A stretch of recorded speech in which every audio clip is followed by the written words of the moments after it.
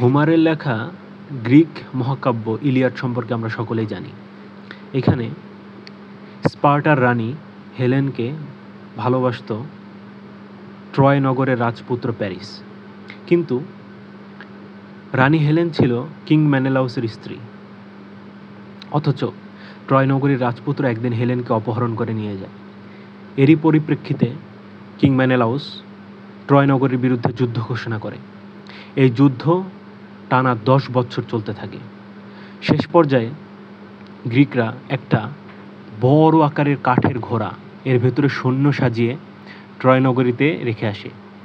Troy নগরীর মানুষেরা এই কাঠের যে ঘোড়া, যেটাকে বলা হয় ট্রোজান হর্স, এটাকে উপহার মনে করে তাদের শহরে নিয়ে যায়। কিন্তু রাতের আধারে এই ট্রোজান হর্স থেকে বেরিয়ে আসে কিছু সৈন্য সামন্ত, কারণ এর ভেতরে লুকানো ছিল সেই সৈন্য সামন্ত যারা রাতের অন্ধকারে ট্রয় নগরীকে ধ্বংস করে দেয়। এই জন্যই বলা হয় যে বি অ্যাওয়্যার অফ দ্য গ্রিকস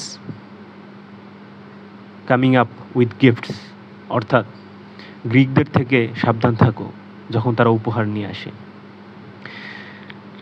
এই ট্রয় নগরী, এটা কি আসলেই জাস্ট একটা উপন্যাস বা মহাকাব্য? না। 19 শতকে জার্মান প্রত্নতত্ত্ববিদ বর্তমান তুরস্কের উত্তর পশ্চিমাঞ্চলের হেসারলিক এলাকায় এই ট্রয় নগরীর ধ্বংসাবশেষ খুঁজে পান।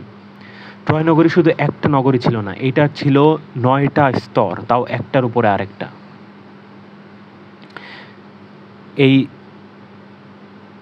ট্রয় নগরীর ইতিহাস হচ্ছে ভালোবাসার ইতিহাস, প্রতারণার ইতিহাস, বিশ্বাসঘাতকতার ইতিহাস, সাহসিকতার ইতিহাস। বর্তমানের এই জামানায় আমাদের চারপাশে কি আমরা ট্রোজান হর্স দেখতে পারি? প্রতারণার ফাঁদ, বিশ্বাসঘাতকতা, শত্রুতা। হ্যাঁ, আমরা যদি এই জামানার ট্রোজান হর্সগুলো থেকে বেঁচে থাকতে না পারি, আমরাও রাতের আধারে ধ্বংস হয়ে যাব।